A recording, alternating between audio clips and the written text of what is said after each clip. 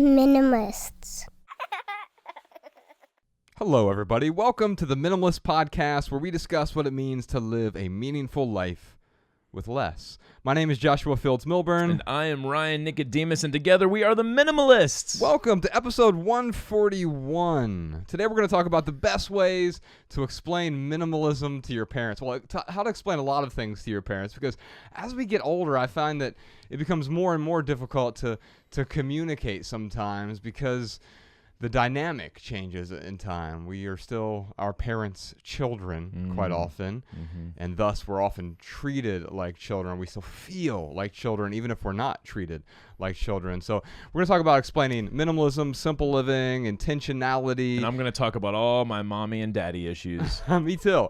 I think we'll dive deep into some uncomfortable topics today. Also, how to explain minimalism and simple living to other relatives as well. So before we jump into the questions here, I have this horrible ingrown hair on my ass right now. That's horrible. It really is. I'm sorry to hear that. It's the perfect metaphor, though. Okay. Here's why. I woke up yesterday morning like, what the hell is going on? Why is there why is there a literal pain in my ass? And then I had to do a bunch of work yesterday because we've got a lot of stuff going on right now, and it was work that required me sitting in a chair and writing and reading and typing out emails and stuff. You think sitting for so long caused? No, I think I just got a random ingrown hair, right? And it causes considerable amount of discomfort, but only when I'm seated do I get that discomfort, which was it was this reminder that hey, maybe you need to get up more frequently. It's it was throughout the day, it was this constant reminder, all right, get up and do some stretches, and even though you have to work, you have to sit down. And I think sometimes that the discomfort that we experience is more of a sign that we need to do something different, or maybe we need to lean into that discomfort a little bit. And I bring that up today because we're going to talk about some uncomfortable topics. I know when we talk about both of our parents, there's a lot of discomfort that you and I can talk about. So I don't have any follow-up from last episode, and because I need to hop on a flight pretty soon, we should probably just go ahead and jump into these these voicemails. Let's dive into them. I've got my packed bag packed somewhere. P-A-K-T. Packed bag. Packed. Man, I'm dropping these bars on him today. What am I, Drizzy, Matt? Oh my God, you've been listening to that Drake album too Oh, by much. the way, we've got Matt Diavella here. He's filming a 3-camera setup. Our very talented friend Matt Diavella. Check him out on YouTube. We're sending these. Actually, we're going to talk about this 3-camera setup later, but check him out on YouTube. It's Matthew Diavella on YouTube. We'll put a link to that in the show notes. Our first question today is from Maria in Joshua Tree, California. Yeah. My name is Maria. I'm from Joshua Tree, California. I had a quick question for you guys. I have a very difficult relationship with my parents. They are unsupportive of many of my lifestyle choices and values. My partner, minimalism, my drive to be debt-free, my hobbies, being a pet owner. So often I hear Josh's maxim, you can't change the people around you, but you can change the people around you. Does this apply to my parents? Should there be a finality or an ending, a discussion, therapy? Is it even worth the time and effort it would take to try and fix this awful relationship that has been going on for my entirety of my adult life? How did both of you find it within yourselves to forgive your parents for all their shortcomings? Any help would be appreciated. Thank you very much. And thank you for continuing this wonderful podcast. It brings value each and every week to my life. Man, I just want to throw a disclaimer out there. This entire episode, yes. I can speak only from my perspective, Right. and I feel like I've done a lot of things right when it comes to difficult relationships, unsupportive relationships, but I also think I've done a lot of stuff wrong. Okay. So I will definitely share that and own up to it. So I guess I'm just saying this for our listeners because take what I say with a grain of salt because it is my perspective. And learn from the mistakes that I have made in past toxic relationships. I think you could isolate that a little bit and apply that to anything that we ever talk about. Yeah, that's true. Right? That's true. So specifically this, man, it's because there's some hard in Maria's situation here. Mm-hmm. I mean, this is a really. Her question was how have we forgiven our parents for all of their shortcomings? And like for me, it hasn't been this process of forgiveness. It's really been this process of letting go. Well, let's talk about forgiving for a second, because Sure. I think that's important. And she ended her question with that. But I think quite often we forgive not for the other people. We forgive for us. That's sort of the first step in allowing us to let go in the sort of acceptance process. Yeah. Quite often it's about forgiving the folks in our lives, not for them. Sometimes they don't even need to know that we forgave them. Sometimes they can't know that we forgive them. Sometimes, like with my mother passing on or my father passing on, they don't know that I've forgiven them at this point. Well, Mom did. We could talk about that her last year here, but that forgiving was partially so I could come to terms with the imperfections that were going on, the lack of acceptance, lack of support. You're saying forgiveness is part of the healing process. I think so. I mean, so a few things that I would ask Ryan is with Maria here is, have you asked for their support? I mean, sometimes I think it just comes down to, have you been able to ask for their support? Yeah. And then, can you show them what that support would look like? Because you can't just say, hey, I need you to support me.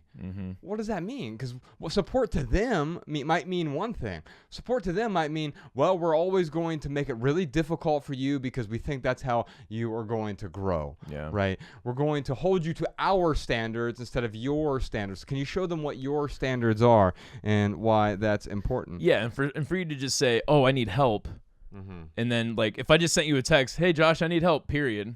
Oh, yeah. I mean, You'd be like, great, I'm happy to help you. Right. But in which way do you need help?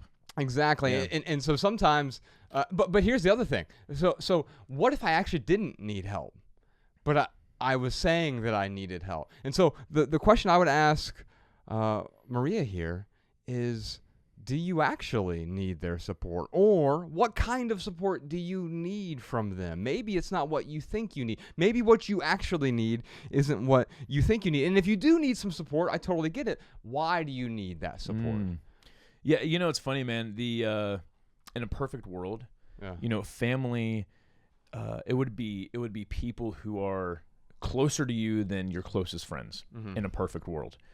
And I think the idea that I have that's what family should be, it has made me kind of in the same position Maria is, where I feel like I should be getting all of this support, and I feel like I should have really awesome parents, and I've gone out of my way to support them, and I've gone out of my way to live a meaningful life and show them by example. I should have, you know, this amazing relationship with my parents. Right. And what I have come to realize is that I don't deserve anything. Like I am not entitled to anything. It's the House of Cards. Remember this? You are entitled to nothing when he took away Social Security. Yeah. It's He so goes, good. And the weird thing is, then he started handing out entitlements after that. Right. But the one thing he said was, hey, you're not entitled to anything. And I think that's a good reminder, because when we start to have this mentality of, here's what I deserve, Here's what I should have. Yeah. Here's the way my life should be going. Your life should not be going anyway. It becomes a slippery slope, right? Because I think about like ice cream. Well, I've had a good week this week. I deserve an ice cream. No, I don't. I don't deserve an ice cream. If I want to have one, then that's my decision. It's probably not a good decision, but the truth is that I don't deserve anything other than the fundamental rights of kindness and I deserve to be left alone and not have people, you know, barge into my house in the middle of the night or something.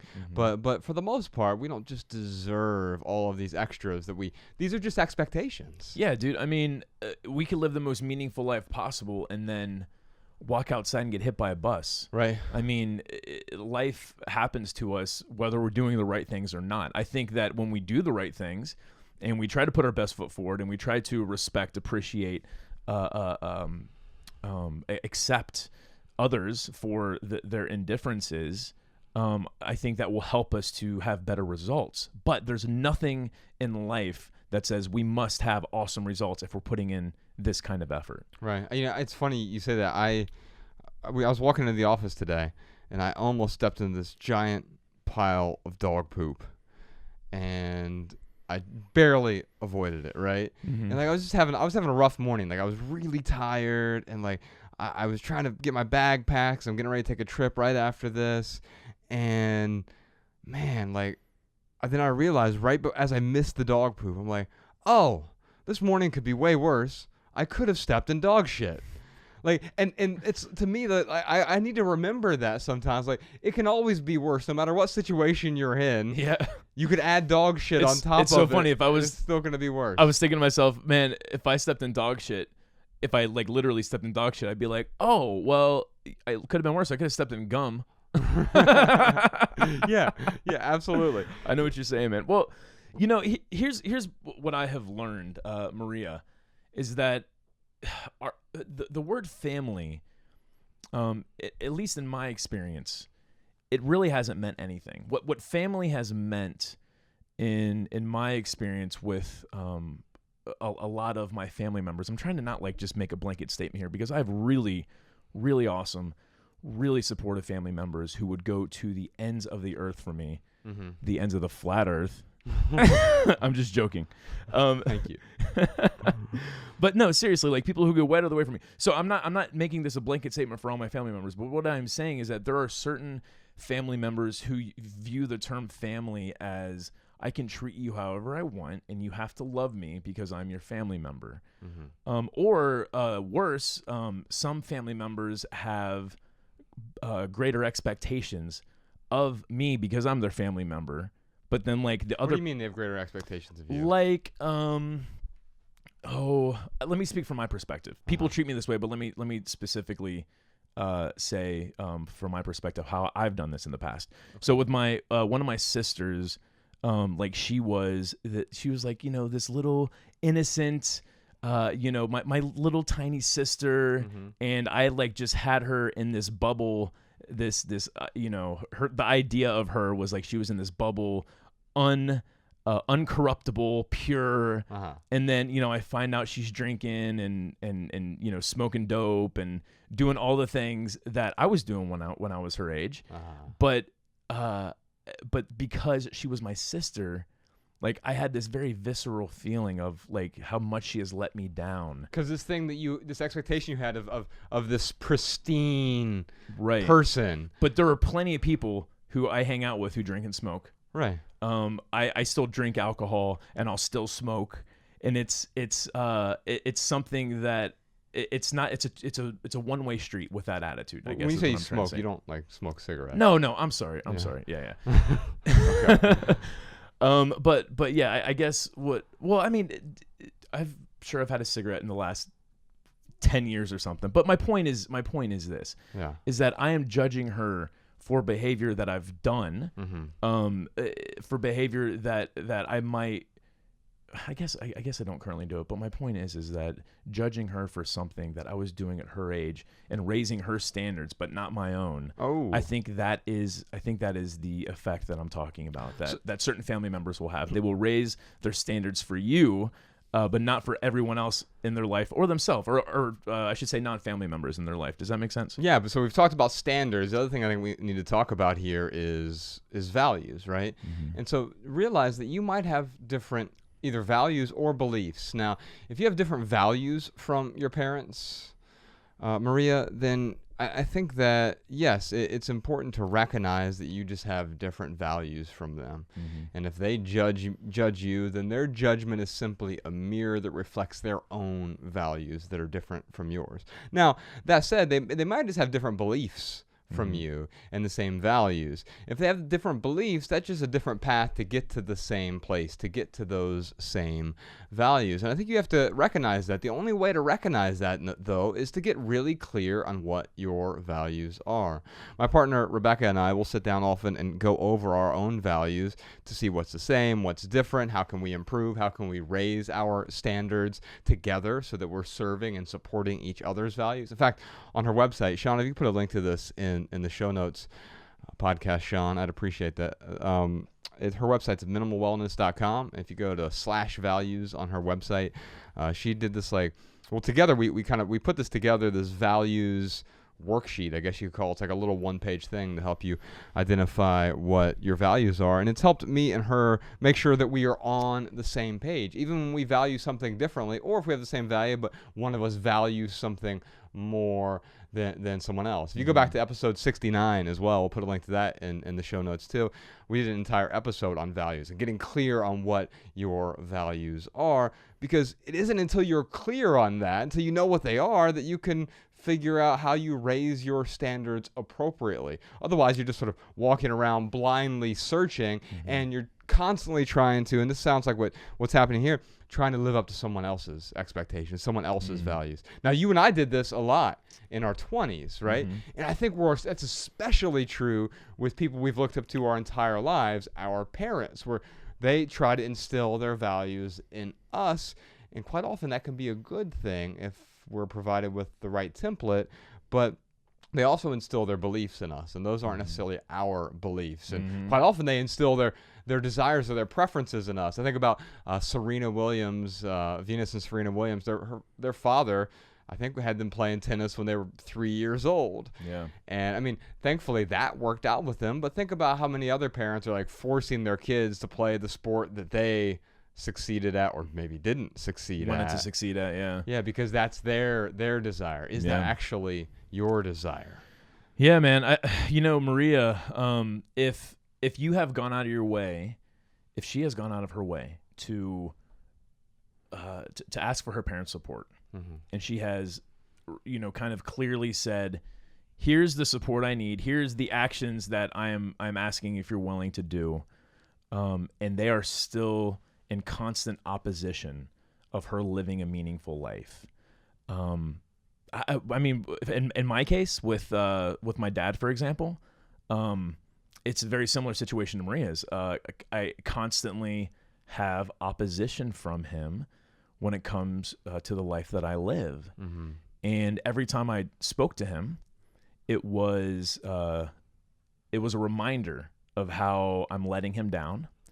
It was a reminder of how he doesn't agree with my lifestyle. And it was a reminder of how him and I will never have this amazing relationship that I really, really want. And part of that has to do with some fundamental beliefs that he has with respect to religion that are definitely different from your own beliefs. Yeah, and ultimately, I don't believe the same things that he believes. Right. And I don't follow the same organization that he follows. And because of that, he has created division in our relationship. He did this a year ago, 2 years ago, where he called me up and he's like, "Hey, son, I was just talking to Marilyn, that's my stepmom, and she pointed out to me how I'm not going to go into details with dogmatics and stuff, but ultimately she pointed out to me how we shouldn't even be having dinner with you. We shouldn't be even having a meal with you. Yeah. And if you need something from me, or if you have an emergency, please reach out to me. I'm here for you. But other than that, don't talk to me." No. So for years, I was for the last year or two, I was living in this limbo, like on the fence of, is my dad going to cut me off altogether, or is he ever going to like treat me like like this relationship like it's a normal father-son relationship? And ultimately, like the relationship that you wanted, right? And ultimately, he's not. He is basically using our relationship as leverage to get me to do exactly what he wants. Yeah.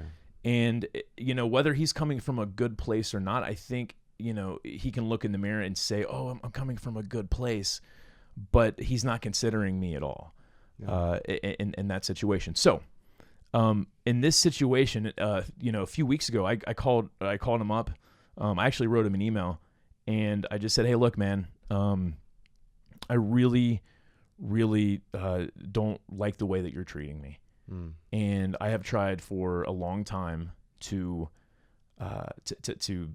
flatten this relationship out and get it nice and smooth, and you are constantly reminding me how we're never going to have the relationship that I really want. So I have to have a funeral for this relationship. I have to, literally accept the fact that my dad and I will never, ever, ever have that father-son relationship that I so deeply desire. Yeah. I still have hope that maybe one day he'll, maybe he has amnesia or something, and he'll hit his head and come to his senses. I don't. You don't have that expectation. But I do not have that expectation. So I still do hold on to a little bit of hope. Don't get me wrong.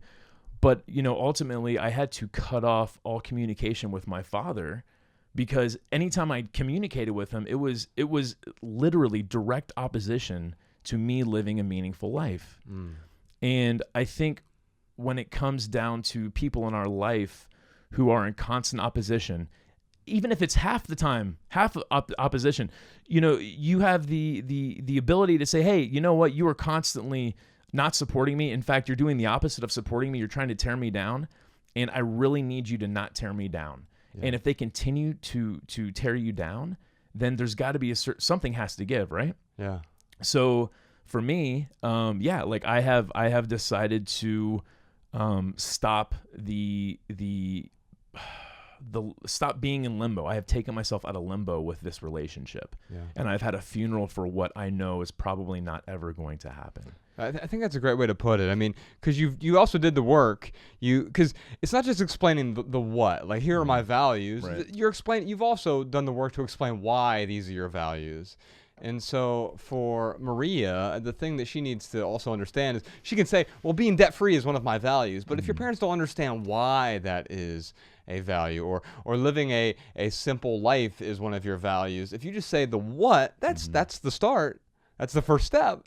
But you got to explain the why. And I know you and I know your father really well. And I know you've gone through the work of explaining the why. And also how it has made you a better person for simplifying your life and walking away from your dogmatic years of youth. And how that philosophy, that dogma, was no longer serving you. In fact, it was an impediment toward the meaningful life that you wanted to live. Now, with many people, they don't have to take it as far as having a funeral for the ideal relationship they hope to have.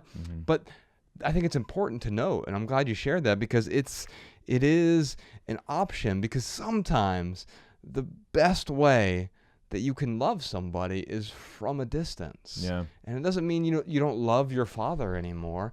It just means this is fighting and arguing and constantly bickering back and forth with him was not the best way to love him. No. And I'll tell you what, man, even after I sent him that email, he sent me like a 2-liner email back, basically kind of playing the victim role.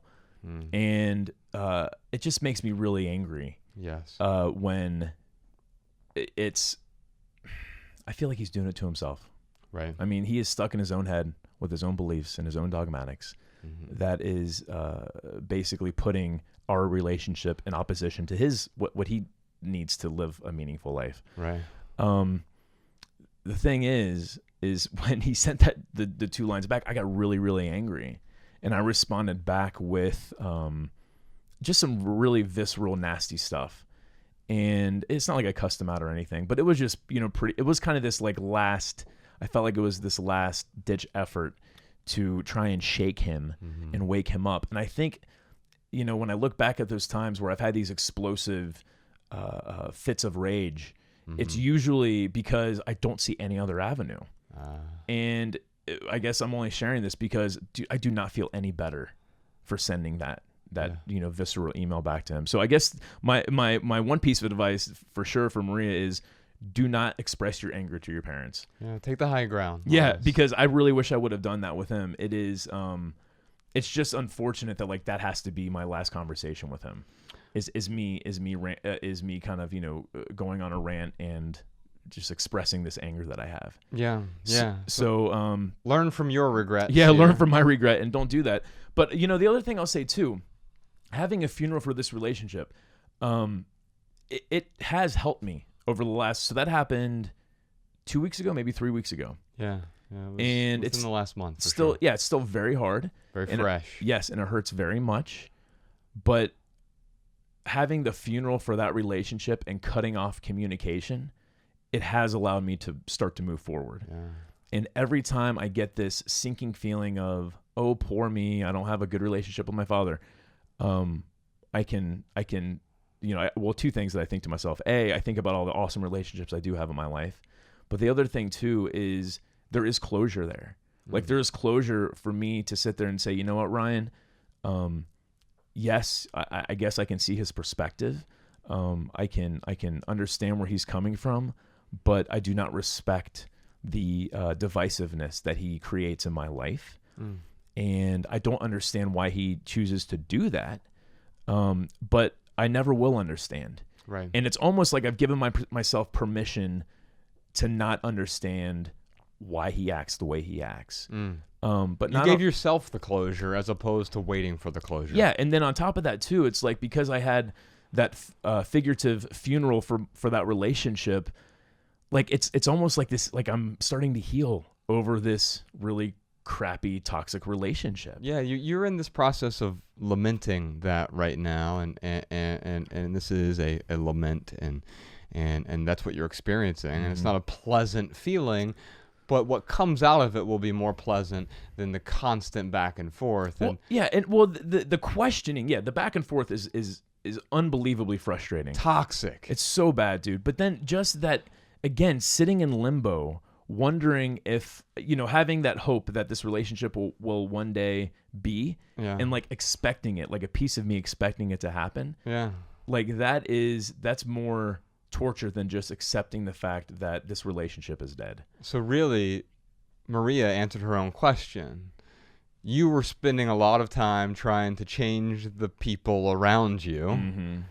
But you realize, like, no, I've got to change the people around me, meaning surrounding myself with the people who are supportive. Not people who are placating you. I don't placate you. No, dude. We challenge each other, but in a way that is supportive and kind and caring and loving. And we might disagree, but I can't tell you ever when you and I have gone back and forth and done something toxic to each other. And if we did, we'd find a way to repair that really quickly. Yeah, man.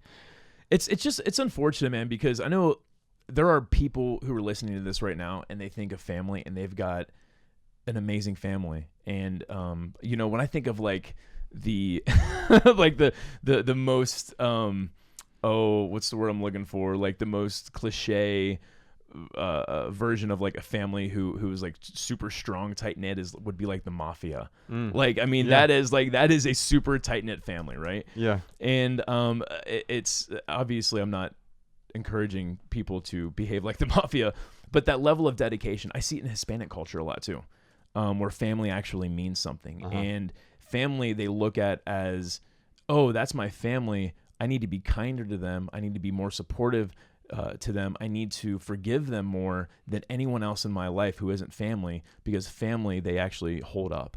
And in an ideal world, that's what family is. Right. But unfortunately, in my experience, especially with my parents, that has never been the case. Well, and I could do one or two things, dude. I could sit here and look in the mirror and I could say, oh, poor me. Oh, why don't I have good family? Oh, my mom, if it wasn't for her, this, and if my dad didn't do that, then this would happen. I could sit there and be depressed. Yeah, you could be the victim. Or I can accept the fact that life really doesn't have any specific order that it has to be in. And to really understand that my expectations shape my mood. Ooh, that's pithy. Put that in the show notes, podcast, Sean. I think what you did is, I'm noticing here, you shifted from having the victim mentality, sort of accidentally, or you were playing the victim role because you had been victimized. Sure. Your father was victimizing you, and what you've turned into now is you by having this closure, you've turned that victim role into a victor role, and now you are being victorious with your other relationships. And some podcast Sean and I were talking about last week is, I think quite often the thing you're talking about with family is we mistake blood relatives for family. And I mean, you're closer to me than any of my blood family members. I have 5 half-siblings whom I barely know because my father had them in his first marriage, and I've met all of them a couple times. And ever since we were like on the Today Show and stuff, I've had at least one of them reach out to me for money. But I can tell you that That, I mean, they might be my technical family, but like my real family is more of a metaphorical family. The people who I've chosen to surround myself with, who are supportive. I look at people like you and Bex and Sean and Matt over here. I'm much closer with you all than I am with someone just because we happen to, shoot out of the same womb. Yes, out of the same womb. There we go, dude. I find myself like recording this podcast and talking with you, like I have not felt this stilted in a long time, and it's because it's hard to look at your family member and say, you know what, I can't talk to you anymore. Right. It's hard to look at a family member and say, this relationship is so toxic in my life that I have to cut you out. There's nothing easy about that. Right. And it almost sounds, to me, like saying it out loud, it sounds insensitive to even recommend that. But I do know from my own experience that yes, sometimes we have to look at our blood relatives and make really hard choices sometimes. I don't think it's insensitive. And I'll tell you why. I think it's caring. I'm glad to hear you say that. And here's why I think it's caring. Because you're finally caring for yourself here.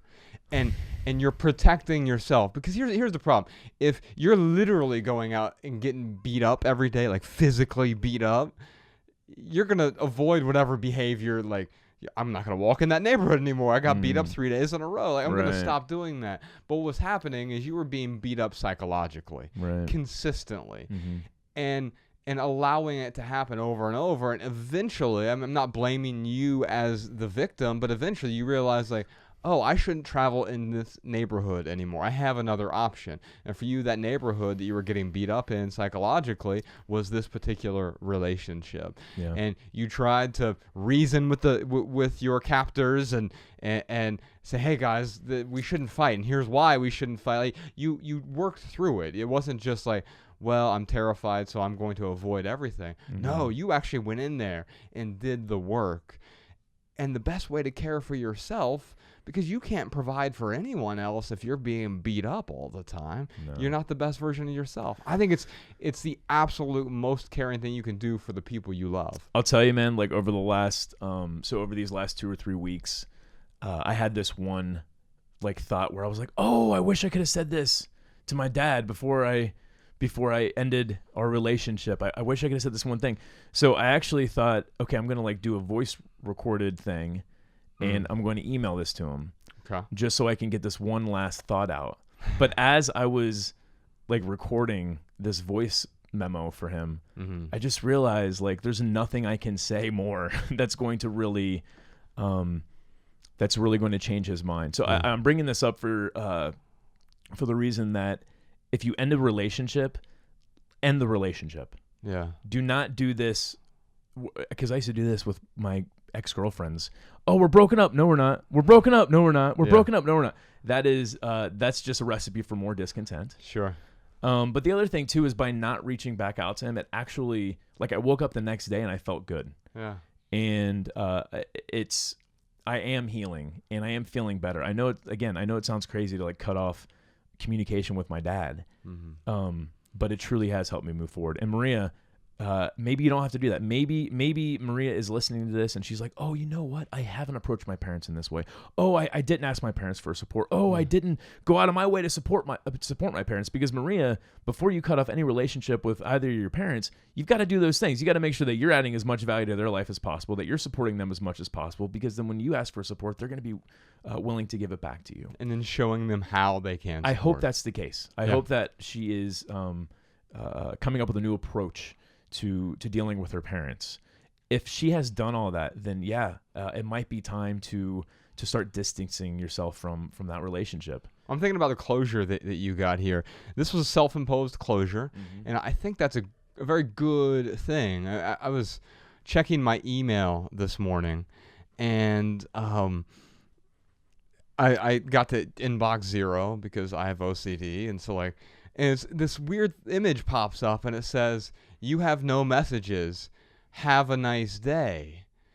And I realized, like, I don't have to wait. And it was this weird, like, sort of light bulb went off in my head.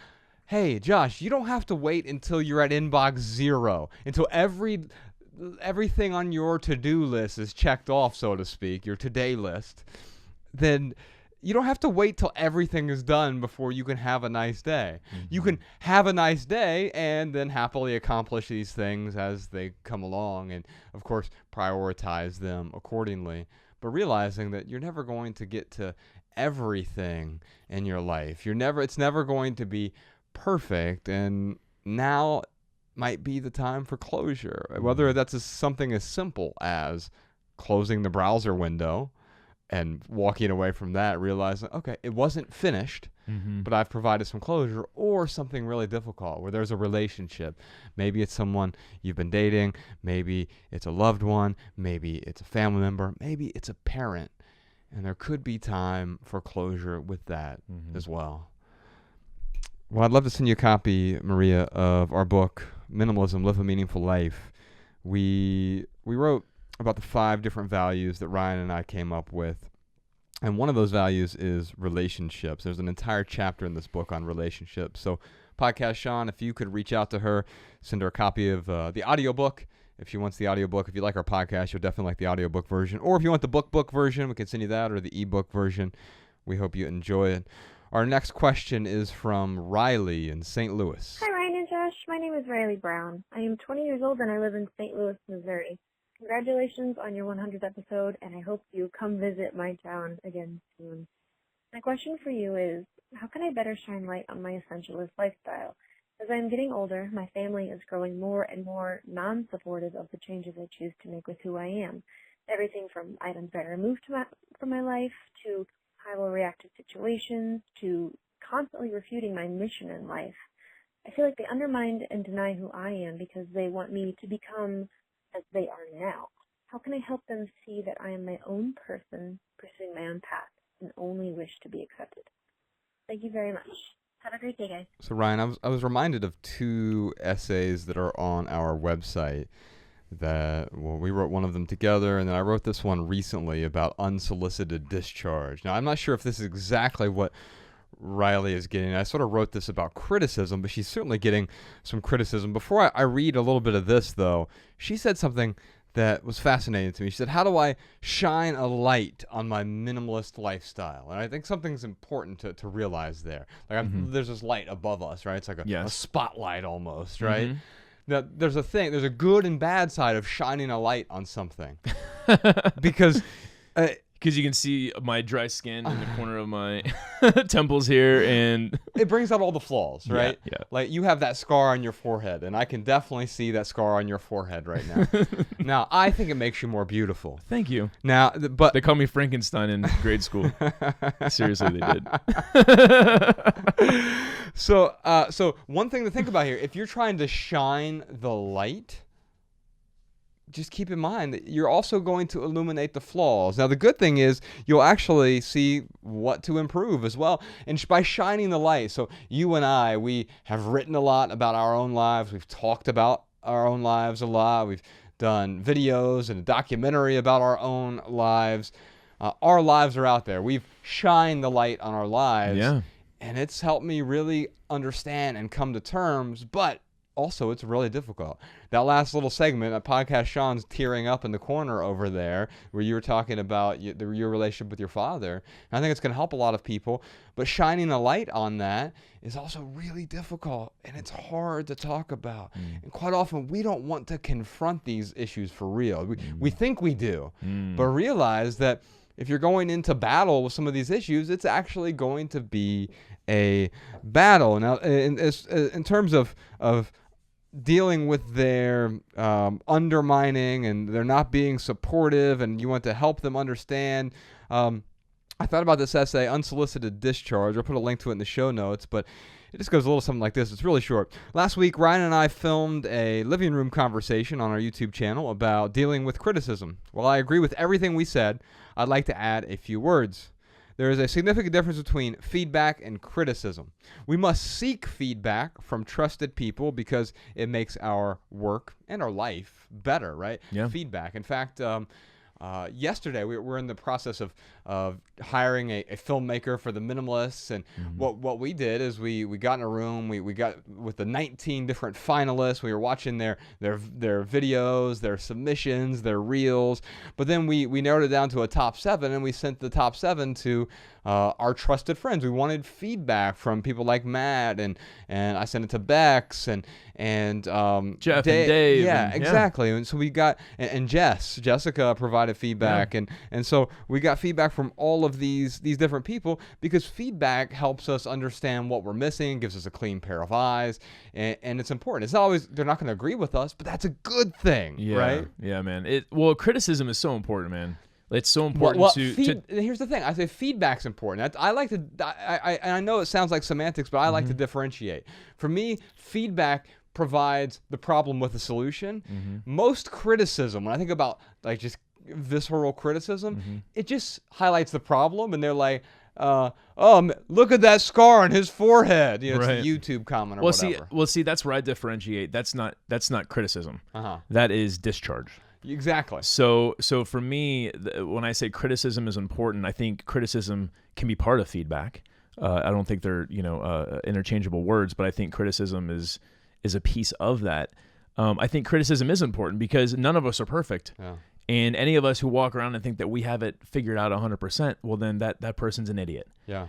And for me to not look at criticism, even going back to the relationship with my dad, the criticism he would give me, I would try to subjectively look at as best as I could. And I can look at some of his criticism, and it does one or two things for me. It either makes me say, oh, you know what? They have a point. I should X, Y, and Z. Or it makes me look at myself and say, oh, you know what?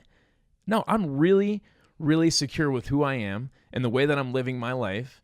And I don't agree where their perspective is coming from with that criticism. Right. So it strengthens it either helps me be a better person, or it will strengthen who I already am with criticism. Yeah. When it comes to discharge, when it comes to unsolicited discharge, that stuff I can easily look at and just kind of compartmentalize it and be like, oh, like that person is a troll. Well, especially anything online, because like people, they behave totally different online.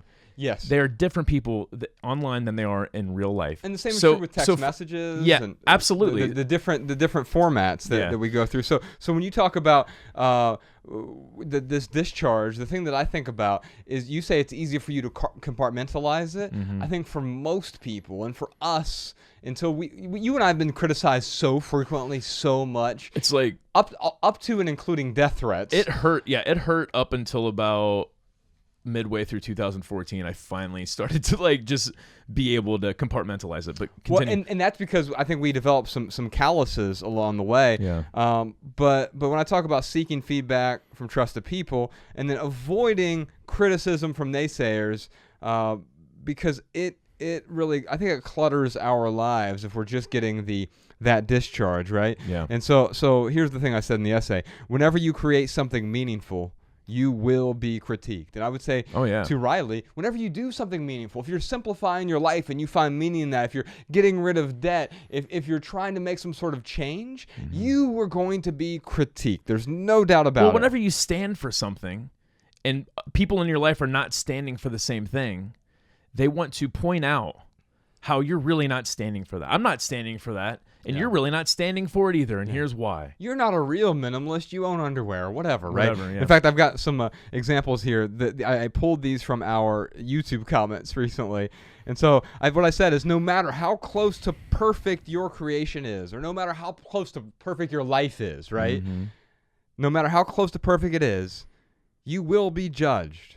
And so here are some recent comments, and I'll tell you what I did with them in a second. The lighting on your podcast looks creepy. Ladies. This video is stupid. And they spelled stupid STOOPID. Yeah. That's so funny. Dude. And someone actually commented, "Don't quit your day job." I don't have a day job.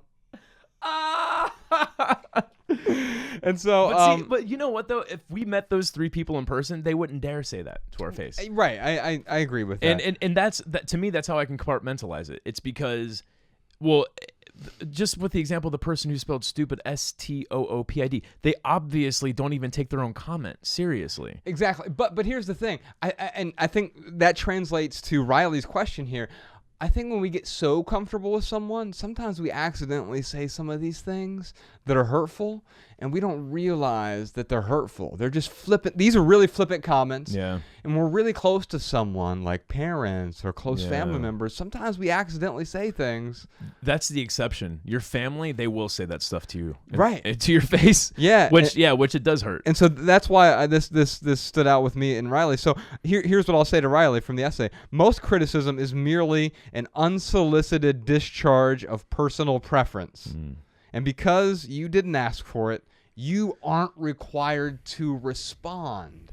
Yeah. I didn't respond to these people. No, this video isn't stupid. But no, the lighting, see what we're trying to do. No, I don't care. Right. I don't have a day job. Should I get one? Yeah, right. What day job do you recommend I get? And so you aren't required to respond. In fact, it's best not to clap back. Instead, click delete or mute or block and move on to the next creation. So that's exactly what I did with these. I block these people. I'll never see their comments ever again. Right. And here's the thing. I think you may not be able to block them, but you can delete or mute. And sometimes that requires the leverage you have with your parents, with your family members, is creating some distance from them.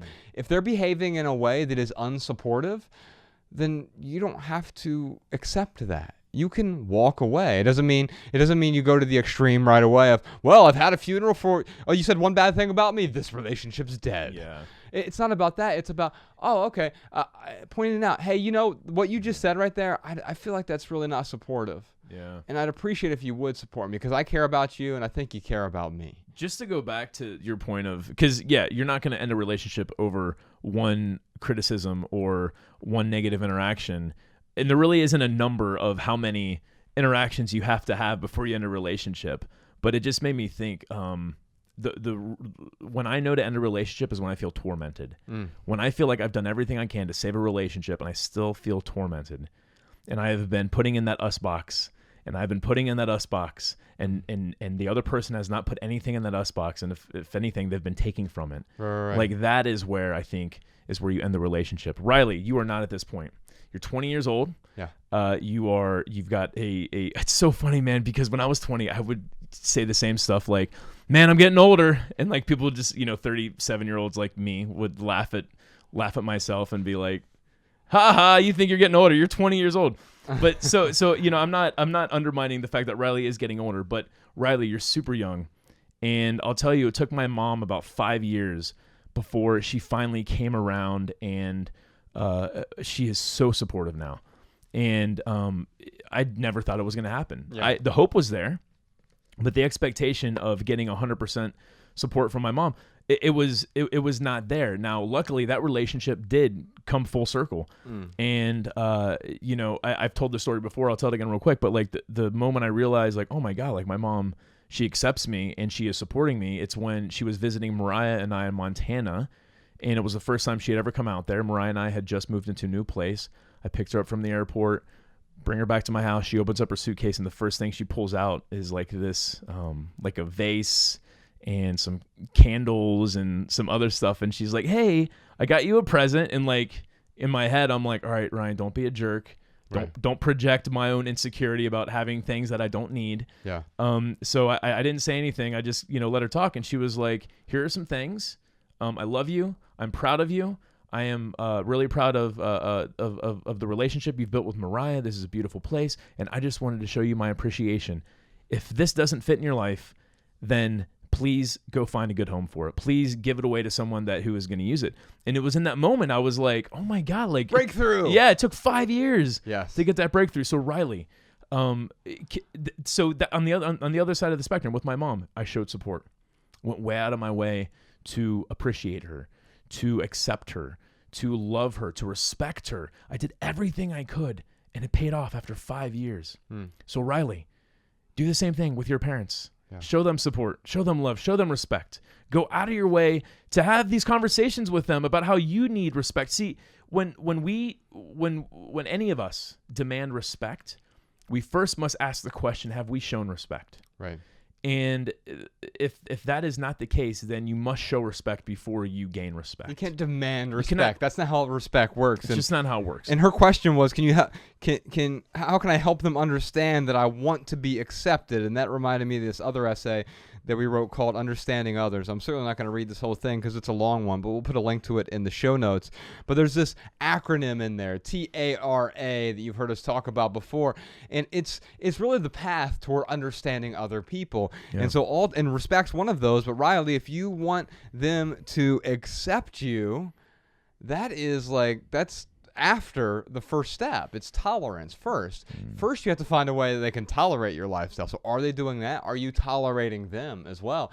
And then it gets toward acceptance. And we talk about the steps on sort of getting past tolerance because it starts there. But tolerance is a really weak virtue. And if you just tolerate someone, imagine if you were living with Mariah. I mean, you live with Mariah now, but you all just tolerated each other. Oh, God. That would be a miserable existence. But it is necessary to have the tolerance first before you can get to the acceptance of, well, she's different. She has her own preferences, her own desires, her own interests. And then beyond that, a huge leap to the third step is respect. Yeah. TARA, Tara. Go ahead. Well, and then the last one is appreciation. And that is the huge leap. Eventually, I think you can get to a point, Riley, where you appreciate them for who they are, warts and all, realizing that their life is different from yours. Yeah.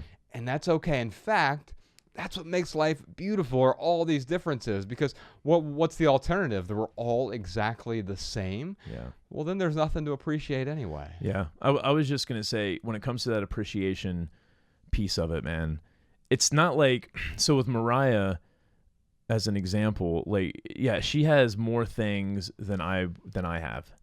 I don't know the number of things. I just know that there are a lot of things around the house where I'm like, oh, like that's not mine, that's Mariah's. And it's not that I appreciate the fact that she collects more things, but what I do appreciate is the love, the kindness, the respect that Mariah shows this relationship.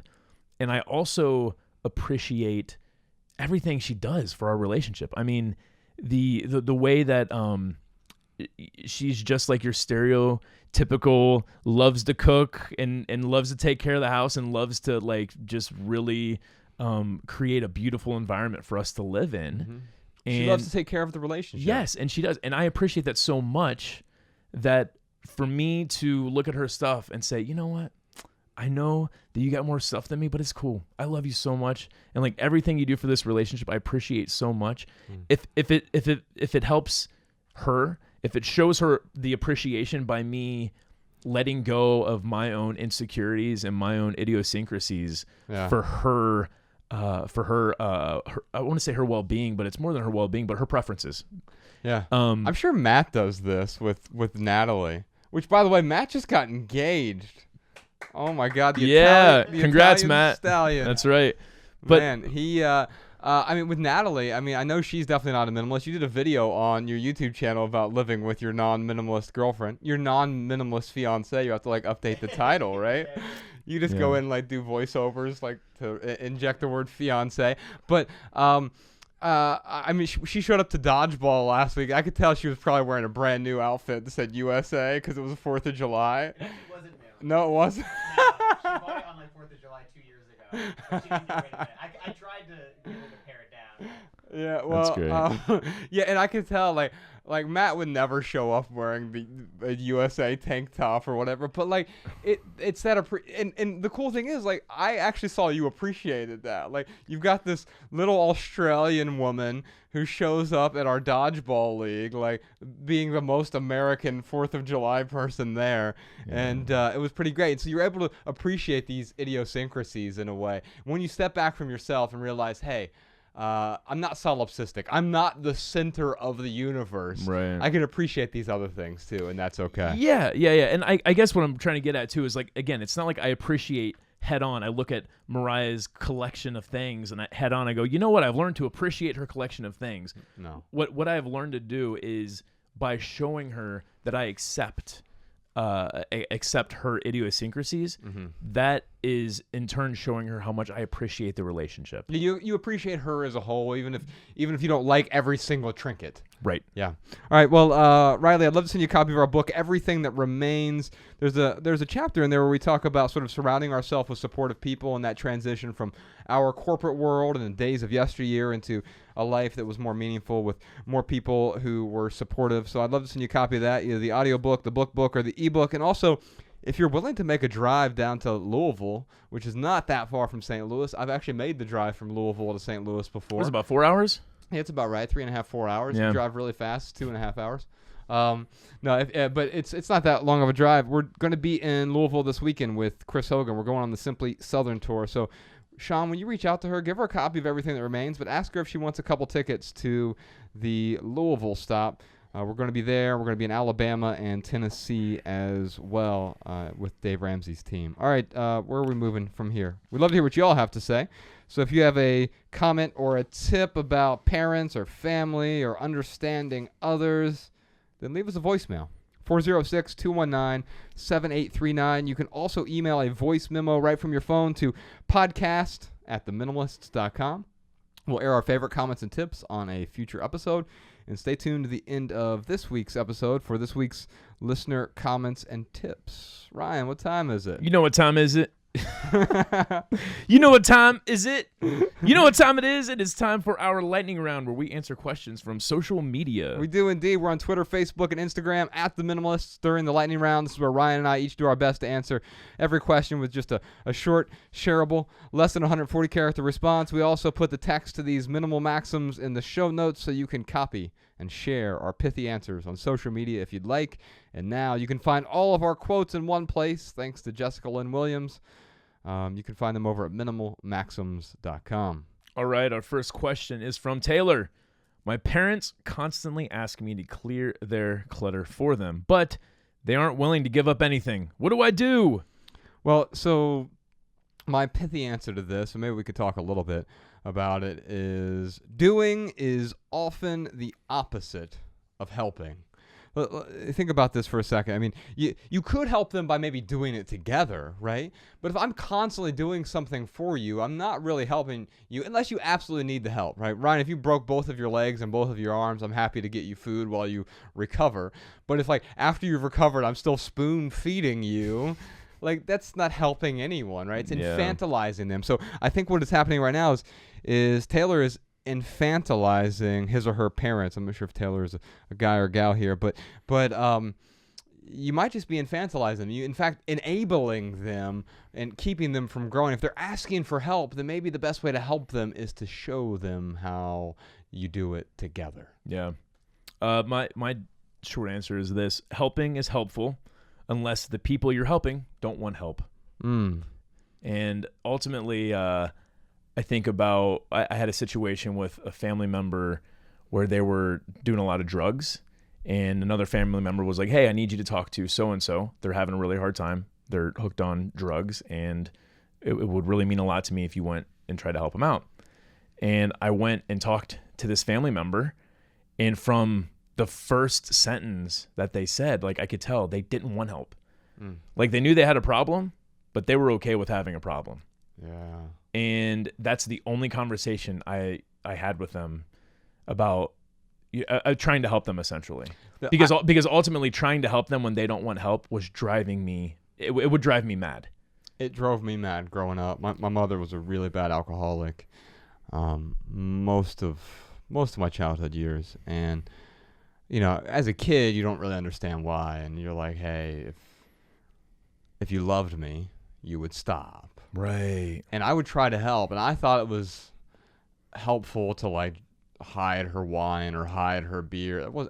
It temporarily stopped the problem. I mean, I saw this hilarious video on Jesus and Mero. They were they go over, like, clips. There was this kid who was trying to get his mom to stop smoking. He would constantly sneak up on her with a pair of scissors and just cut the tip off of her cigarette and run away. She'd get mad and throw stuff at him.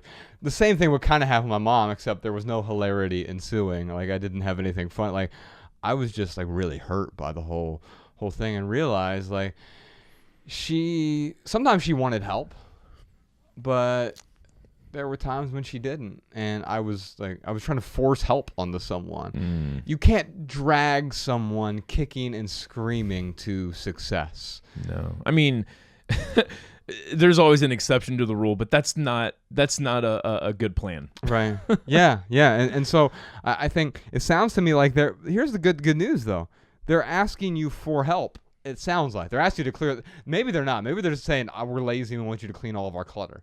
Now, if that's the case, then you say, I can't help you. But if they're saying, hey, can you help me? You say, yeah, I'd be happy to help you. Let's the three of us get together this Saturday at 2 p.m. and I'll show you exactly how I'm able to organize my stuff. And I think it'll help you out a lot. So be willing to help if they want to help, but only if they're willing to help themselves. The other thing too, like I just thought with you saying that is his parents have to contribute somehow. Right. Hey, get rid of my stuff. And then I put the burden on you to get rid of my stuff, Josh. Mm-hmm. You come over to my house, and then I just push back on everything you try to help me with. So, Taylor, don't keep spinning your wheels here. Well, it's even worse. Helping a drowning person, you might drown yourself. Yeah. Tweet that, Sean.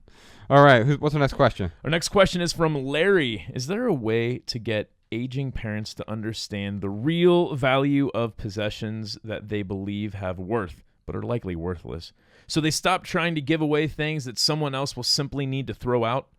So yeah, I have seen plenty of examples of this where you've got like maybe not like the worst side of the spectrum, hoarding, but you've got people who hold on to a lot of stuff, a lot of antiques, a lot of trinkets, a lot of things. Trinkets is a good word for this. And I've been to these, I've been to homes like this, and they're like, oh, you need a blender.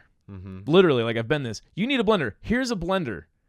And like the blender that I get, I'm like, oh, thank you. But it's like, it's not, it's got weird stains on it, and it's just not a blender that I would ever spend any money on, or like just it maybe doesn't have the feature. It didn't have the feature I needed. But I remember taking that blender. It was actually a food processor. Taking that food processor and then giving it away and donating it. Or worse, it could be broken. Like, hey, but you can get it fixed. It was partially broken. But you can get it fixed, right? Yeah. And so they're essentially, they're not essentially, they are quite literally handing you trash. Yeah. And it seems different, but it's not appreciably different from if I were to go into my trash can, pull out the trash bag and say, hey, Ryan, you need this. You know what I do as a minimalist when I meet these people, Josh? And you scorn them and you go like this with your finger. That's only applicable for the people watching this podcast. That's right. Shout out to our YouTube viewers. I take the item and I say thank you.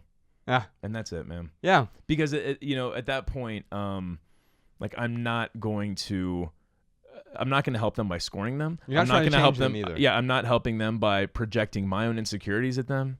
I'm not going to change them by.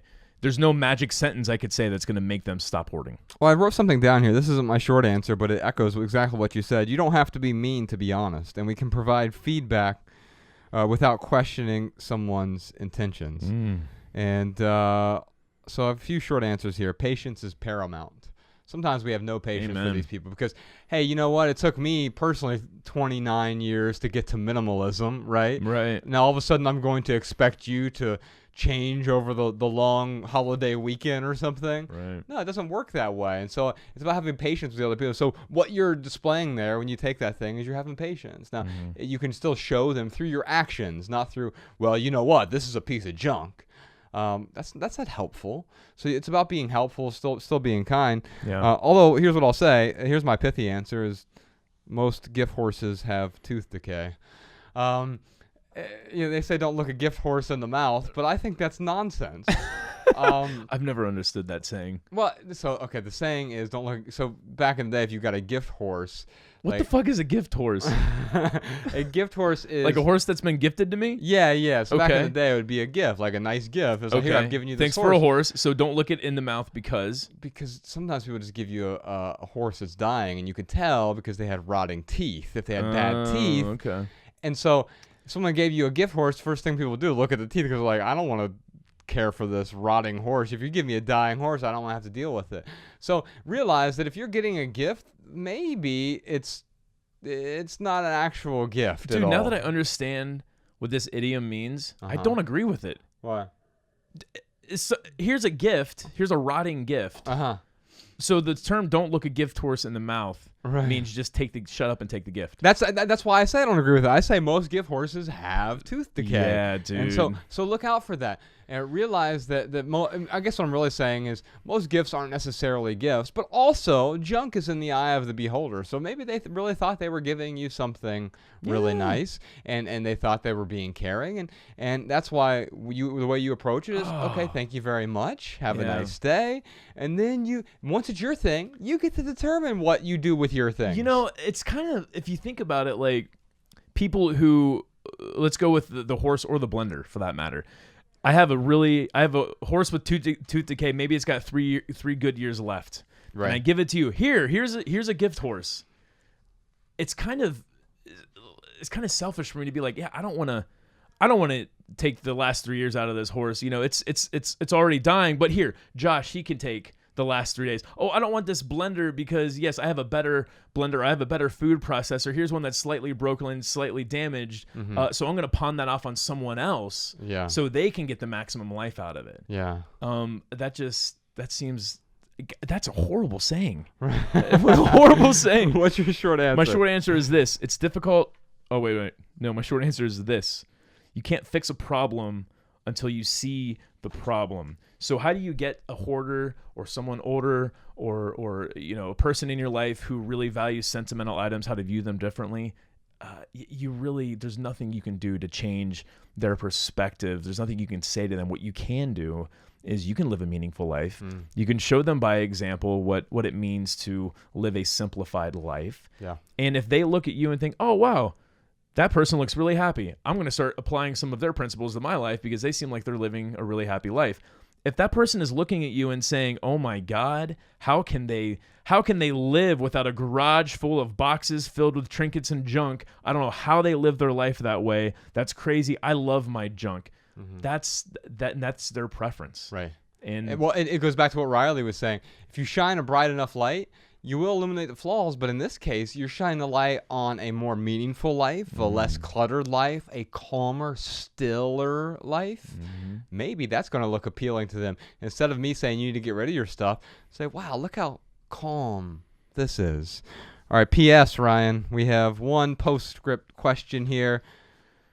Can you discuss the need for financial boundaries when it comes to grandkids?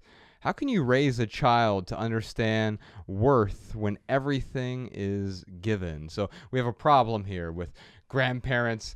I see this personally. Other family members, they constantly want to give stuff to Ella because we think that gift giving is a love language. So we're going to answer that on our postscript episode today. And if you'd like to hear our answer to that question, you can listen to this week's postscript episode over at the Minimalists private podcast, available exclusively to our Patreon supporters. That's why it's a private podcast.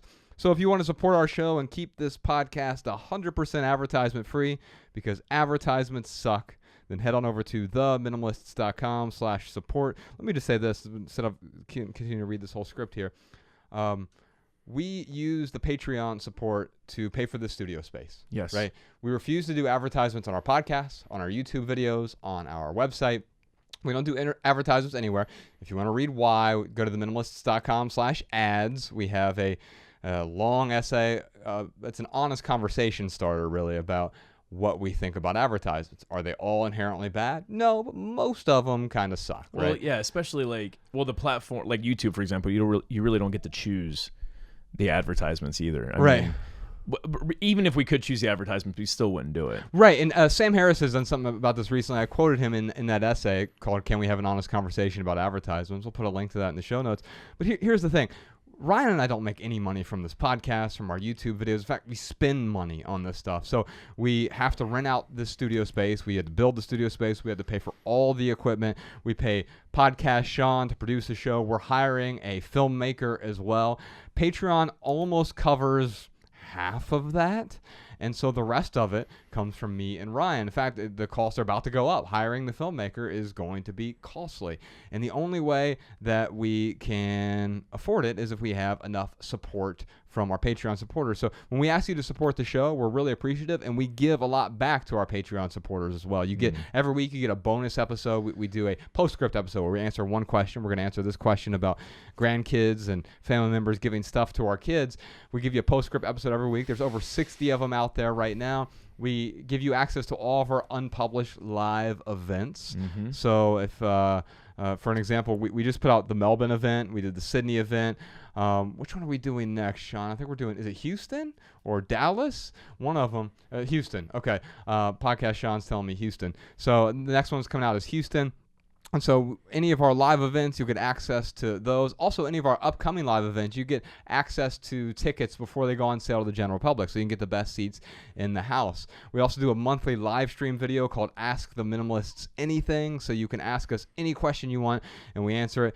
And we also let our hair down a bit on those episodes. I won't tell you exactly what we talk about, but sometimes we're able to get we'll just say a little more intimate on the it's easy to be open when you know this is going out to only a few thousand people instead of hundreds of thousands or millions of people. Yeah. So if you want to support us, head on over to theminimalists.com/support. We really do appreciate it. Shout out to our Patreon supporters. You keep this podcast 100% advertisement free. And here is a snippet from this week's postscript episode.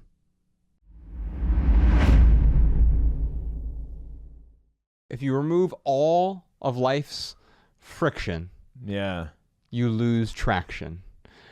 Remember when you had your accident, your car accident, your crash of early 2014, January 2014, you're driving down I-90 and you crashed because the person next to you had no traction. They had no friction because it was ice. And they slid into you. So if you lose traction, you start sliding all over the place. And I think you do that in life when money is just handed to you and toys are just handed to you. Everything is just handed to you. You don't have to work for it. And so I think the answer here is help your kids by encouraging them to do difficult things. Okay, now it's time for our added value portion of the show. This is where we each talk about something that has added value to our lives recently. Ryan, you know I'm rarely sentimental, and it's pretty hard to get me to tear up over anything. I was Dennis Johnson died. Was that last year or 2 years ago? I didn't realize he died. Yeah. Oh man. He lived in Idaho. Jesus' son, right? Yeah, Jesus' son. He wrote. Well, he's not Jesus' son. No, he wrote Jesus. Yeah, there's a novel called Jesus' Son, which is nothing like what it sounds like. No. It's about heroin, and the main character. It has nothing to do with Christianity. No, the main character's name is Fuckhead. Right. Anyway, he wrote this short story collection called The Largest of the Sea Maiden, and I read the first story. It was really good, and then. Sometimes Bex and I read aloud. We were sitting out on the balcony over the weekend. I was reading the second short story in there. I think it was called The Starlight on Idaho. And it's very similar to Jesus' Son. There's this guy, he's in this rehab facility. And he's writing letters to his, and this was appropriate for this. He was writing letters to his grandparents and parents about how all these times he screwed up. But then he was writing a letter to the Pope, and he was coming to terms, going through his sort of 12-step process, and going to AA meetings kind of thing. And I don't, have you been to AA meetings before? I have went with my mom a few times when I was a kid. Yeah, me too. I went quite a bit. And I went to Al-Anon meetings as well, which is family members of people who were in AA, and it just brought back this rush of oh man, because my mom believed very heavily that a lot of her problems were caused by Satan, and and to me it was the best way to avoid your problems being caused by Satan is stop believing in Satan. Yes, and so it's a way to sort of abdicate your own responsibilities of I can't control this. It's not my fault. It's Satan. The devil's doing it. Right. And he was writing this letter to the Pope in the story, and and like blaming like Satan, and like all of a sudden like it just brought back these feelings of. I remember when I was 21 and my mom was in county jail, and I was like visiting her on my 21st birthday, and it was the strangest thing because like somehow she was able to like get. It was the oddest scene. Like I could see this in a movie, because she somehow got convinced the guards to like get some helium inflated balloons for me for my 21st birthday. So I show up to the county jail. My mom's doing a 60 or 90-day stint for a DUI. Oh wow! And the guard hands me. I'm holding these helium balloons, like multicolored 21 balloons. Oh my god! And I have to walk up to the glass to pick up the phone to have this conversation with my mom on my 21st birthday. And, oh my god! And she's sober now because she's behind the glass there, and it brought back all these sort of memories. And there are, and I have closure on it now, but in my waking hours. But I don't dream that much. Whenever I have dreams, they tend to be nightmares, and they're almost exclusively about my mother. And this book, I mean, this is what good fiction does. It brings out the emotions that maybe we didn't want to deal with. And it helped in a way it was cathartic. It helped me deal with some of those emotions. It brought me back to that place. I forgot about being there on my 21st birthday, holding these ridiculous balloons in the Warren County Correctional. God, I don't know who had it worse growing up, man. No, sometimes I think. No, I was more dysfunctional. No, I mean, it's weird. Like, I mean, you got beat a lot more than I did. So, yeah, that's true. Yeah. So I don't know, but plus wow, man. You know, it's funny, man. Like, just going back to the, like, getting over this relationship that I've had a funeral for. I've talked to some friends, and I have this one friend in particular who, if I let them go on, they could go on for an hour about how you're so great and you don't deserve this and you're such a lovable guy, and people and those are very kind words. Like, I appreciate it, but in the same token, like, I don't feel like a victim. Like, I'm not living up to the victim role. Right. And that we talked earlier about the victor versus victim. Yeah. And yes, you could look at my situation, your situation, and say you were the victim. And instead, I look at it like, I can't believe I got out of that. Yeah. Last week we were talking about that Drake song, the Elevate song, and like, I couldn't imagine, like, when I was there and getting over to this side. I feel like the victor. Like, man, I it's like when LeBron dragged a bunch of subpar players to the finals, and in 2016 actually dragged them to winning the finals. Yeah. And you realize, like, oh, I feel like I've done the same thing. I'm the LeBron of my own life. Right. Getting past those circumstances. Yeah, man. Yeah, and that's exactly what I'm getting at, man. Is like, I think you and I, instead of, because it is easy to fall into the victim role, but instead of using that as a source of discontent and allowing negativity or discontent or even drama into our lives, like, we take what has happened to us, and yes, like, coming through the other side is so much better than playing victim. Yeah. Like, owning up to having not control, because I never feel like I'm fully in control, but I am fully in control of my decisions. And like, that to me, and making good decisions, living a good life, like, that's the best way to kind of overcome all those times that we were victims of our families. Yeah, even if you are a victim of something, I was a victim of a hit and run last year. We were on tour. We were in Dayton, Ohio. I was in a rental car, and I was on Feedwire Road, and what is that, Wilmington Pike, and I was driving, and this truck just sideswiped me. I don't even know if he was a huge truck. I don't even know that he sideswiped me and like totally like ripped the bumper off. It was crazy. And startled me for sure. And I saw, oh my God, I can't believe it happened. But also, oh my God, like, it could be worse. And I made it out of this, and that's okay. And I have to deal with the insurance, and I have to pay the deductible because we never caught the guy, and the police couldn't find him. But guess what? It could have been worse. And out of everything I've been able to overcome, Yeah. I'm sure there'll be other things I have to overcome too. There's going to be something terrible that will happen at some point, and I need to be able to overcome that. It makes me sad, man, when I see certain people I love, family members or friends, who they get stuck in playing the victim role. It's a lot of the times it's easier to play victim. It is easier to say, oh, my life isn't good because I'm a victim of this situation.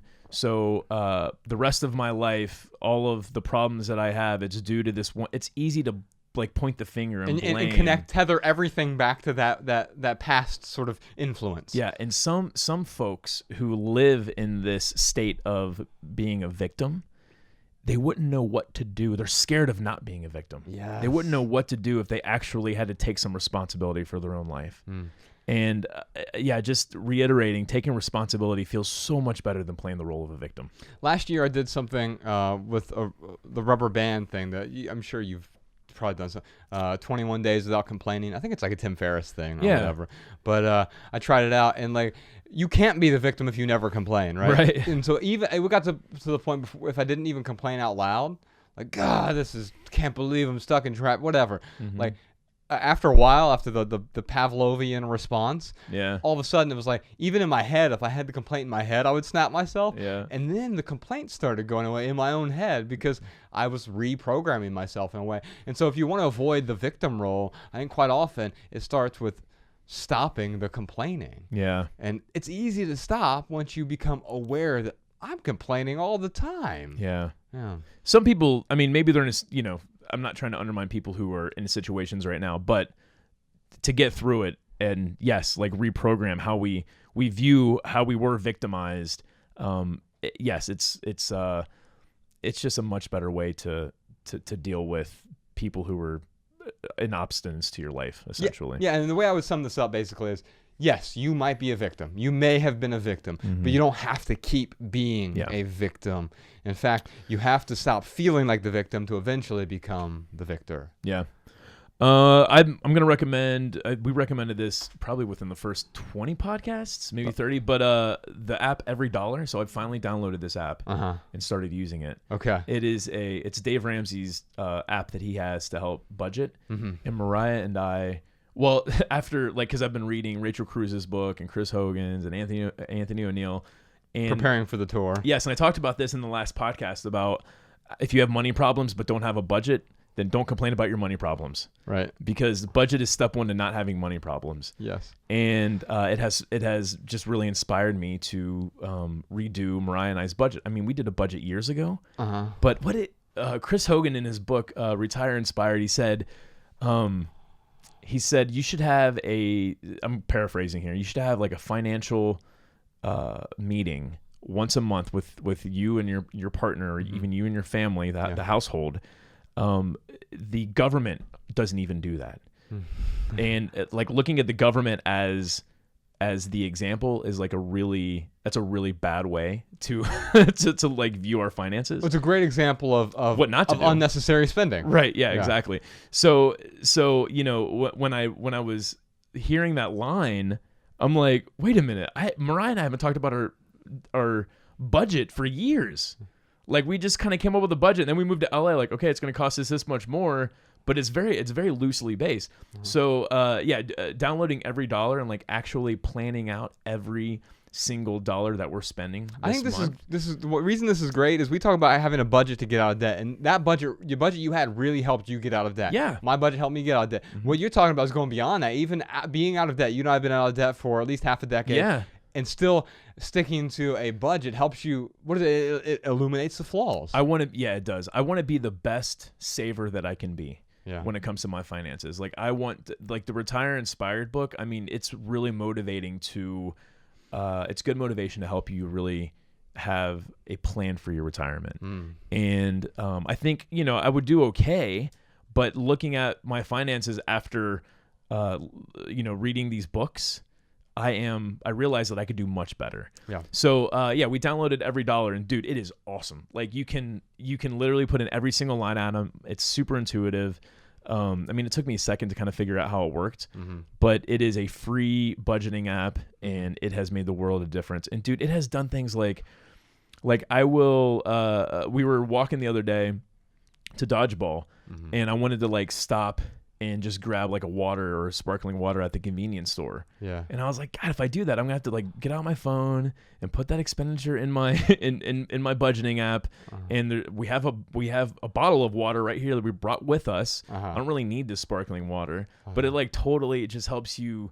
It just changes your perspective on how you spend money, because it is just so easy to be like, oh, I'm going to spend $2 here. I'm going to spend $3 there. I'm going to spend $2 here. Well, if you have to type that into an app every single time you spend $2 or $3, you start realizing a lot of it's junk. Exactly. Yeah, absolutely. All right, let's move on to right here, right now. So we talk about what's going on in the lives of the minimalists. We already talked about dodgeball. We already talked about Drake at least once on this episode. We'll twice on this episode, so we'll stop.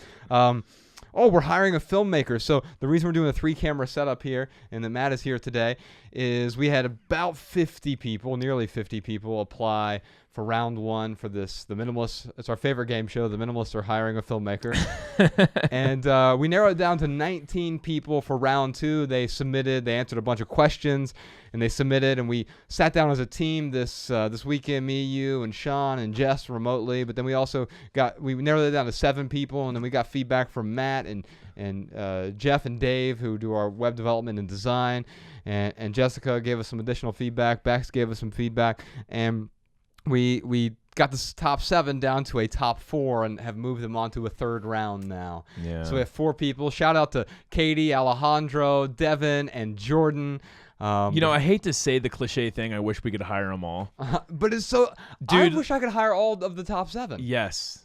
Like it is just unbelievable talent that we have had apply. Yeah. And it truly is a hard decision. Like, I really wish we could hire them all. And really good people, a lot of great personalities, a lot of great humor, a lot of talent, a lot of skill, and a lot of unexpected things through the whole process, where you start to pick up these little nuances about these people and their lives and what they're doing with their creativity, and how a lot of people are just really striving.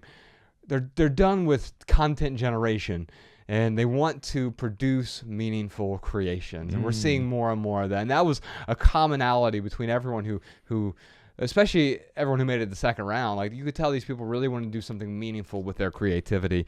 And so stay tuned. We're going to figure that out. We're going to have all 4 of those folks edit this episode, and then we'll figure out where we go from here. The next round, we'll be meeting with some folks, and then we'll go from there. Also, if you we're looking for some questions about sex and love. We're going to have Dr. Christopher Ryan on the podcast later this month. Awesome. And so questions about sex. If you have questions about sex, then give us a call. Also about love, we're going to have Peter Rollins, Dr. Peter Rollins. I guess technically he's a PhD, right? So he's a doctor. Peter Rollins will be on the podcast with his beautiful, beautiful Irish accent. Can't wait to talk to him. Also, questions about business, jobs, and sleep. We're trying to line up some guests for those as well. So if you have questions about sex, love, business, jobs, or sleep, give us a call, 406-219-7839. We'd love to hear your questions. Also, this weekend, we're headed out on tour. We're going to Kentucky with Chris Hogan, Retire Inspired, and some other folks from Dave Ramsey's team. We're going to be in Tennessee, Nashville, Tennessee. We'll be with Rachel Cruz, Dave Ramsey's daughter. She wrote a book called Love Your Life, Not Theirs. And then in Alabama, we're going to be with Anthony O'Neill. He has the 5 mistakes you can't afford to make, his book. But we're going to talk about money and minimalism. And the cool thing about this tour, it's called the Simply Southern Tour. You can find tickets over at theminimalists.com. Tennessee is Nashville. That's almost sold out. But we still have some tickets left in Kentucky and Alabama, and probably a few tickets left in Tennessee. 100% of the profits from this tour go to help build this grocery co-op that we're trying to build. So folks will remember on my birthday, my 37th birthday, I asked people to donate $37 instead of buying me a tie clip or a necktie or any other thing to put around my neck. I got you both. I donated and I got you a tie clip. Well, did you give me a gift receipt? Of course. Thank you.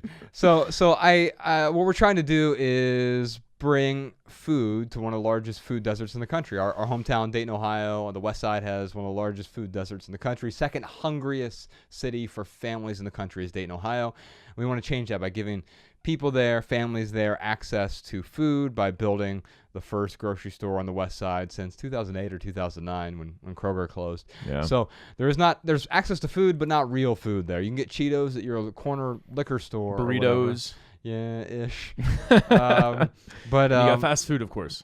Yeah, there are some fast food options. There aren't real food options. We want to give people some real food options there. Also some education. So you want to help us out with that? You can come to any of our Simply Southern tour stops in Louisville or Nashville or Birmingham, Alabama, theminimalists.com for tickets, or you can just go to theminimalists.com/Dayton, and you can donate $37 for my birthday. If you can't afford that, donate $5, $2, whatever you can afford. Help us bring food to people who really need it. There's a few new writings on our website. The 30-30 rule, I alluded to it a little bit last week. If you want to check out the 30-30 rule for minimalism, it's something that's really helped me out. And I solidified that rule recently. I think you'll find some value in that. Also, 5 questions to ask before buying something is on our website. Plus, there are 600 other free essays on our website, so you can dig into the archives there as well over at theminimalists.com. Our new book, have you seen the cover to it? Do we have additional copies? I don't know. We'll find it afterward. But Minimalism, our old book, for our first book, is now in German. So I think it's in a dozen languages now, roughly.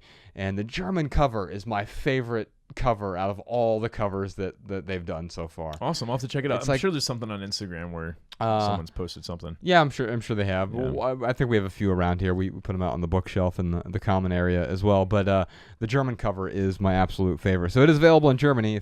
For those of you listening to this, we are a top 100 podcast in Germany, so I know we have a bunch of German listeners.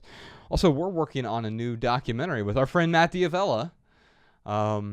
It's called The Minimalists, Less Is Now, and I think we have 3 scenes left to film. That sound right? We just finished all the voiceovers. So close. So close. And then we're going to work on the soundtrack. We're going to have Sean just break out his drums and do heavy drumming throughout the entire thing. Do we, are our friends helping us with the soundtrack again? Yeah. That's awesome. Man. Yeah, so the folks who did the first soundtrack, they've agreed to at least give it a shot on this new one. Andrew and Nate they formed a band called VVE. You can check out the first Minimalism soundtrack wherever you get music. Also, if you want the show notes to each and every one of our podcast episodes, we always reference these show notes. Just go to theminimalists.com, put your email address at the top. We'll send you these show notes directly to your inbox whenever we put out a new episode. And if you want to comment on this episode or any other podcast episode, you can leave your comments over on YouTube. In fact, new episodes come out on Mondays now, a day before this podcast hits your audio feed. So you can check those out over at youtube.com/theminimalists. Ryan, you got anything else for us? Speaking of comments, I got some voicemail comments and tips from our listeners. Check them out. Hi, this is Chantal. I'm calling from Montreal, Canada. I'm calling in regards, Josh mentioned that when he moved, he ended up noticing that he had a lot of cleaning products. I make my own cleaning products. Basically, they consist of water, sometimes vinegar, alcohol, and essential oils. There's many recipes out there. They're very efficient, and we always have those products in our house, and they save us a lot of money and time. And there's also Clean My Space, which is a terrific YouTube channel, and she has a book as well where she has a lot of recipe for cleaning various surfaces, how to clean in an efficient manner, and cleaning with various products as well, like fiber cloth. So hope this helps. Thank you very much. Bye-bye. Hi, this is Lauren from Los Angeles. Josh and Ryan, welcome to my city. I have some advice for Georgia about letting go of baby things. Georgia, if you're on Facebook, search for a local moms group in your area. I found a great one where moms buy, sell, and give away tons of items after their kids have outgrown them. It felt really good to give my baby things away to fellow moms who can use them, and then they'll pass it along to the next mom. It's also a fun way to make new friends in your neighborhood. Nowadays, whenever I need something for my daughter, I check to see if anyone is selling or giving away that item on the group before I buy it new. If you do have a second baby, you can get whatever you need from the same group.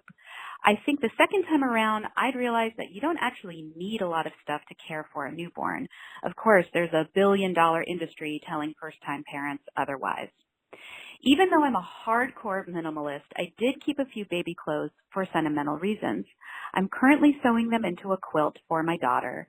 I've embroidered her name and birth date on it, and it'll be a sweet little memento for her someday, or just a cozy blankie for nap time now.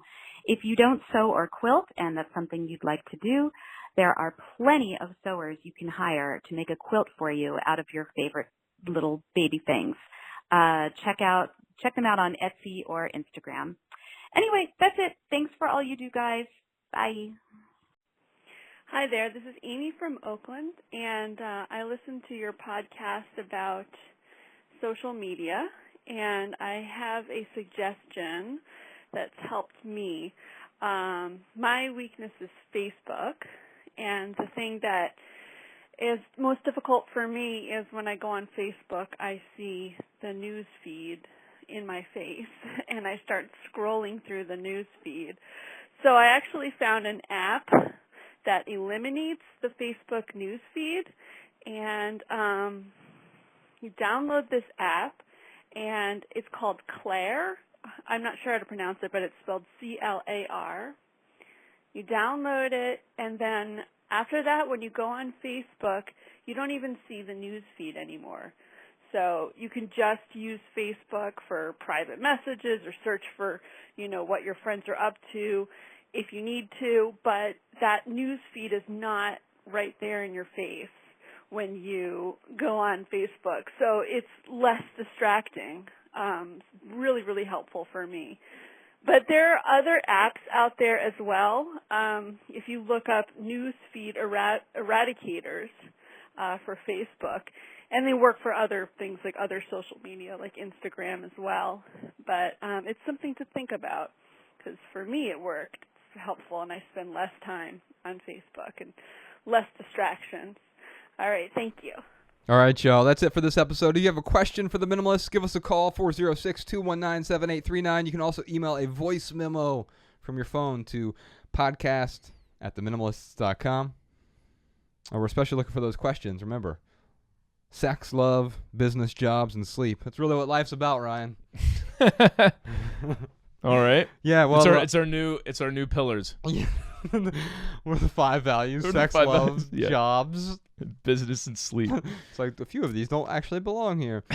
So 5 different future episodes. But you can ask us a question about anything, right? We're okay with that. Yeah, Whatever your question is, you can call up and leave it. But we'll put you to the front of the pile there if you have a question about any of those 5 areas. And if you all leave here with just one message, we hope it's this. Love people and use things. Because the opposite never works. Thanks for listening, y'all. We'll see you next time. The Minimalists.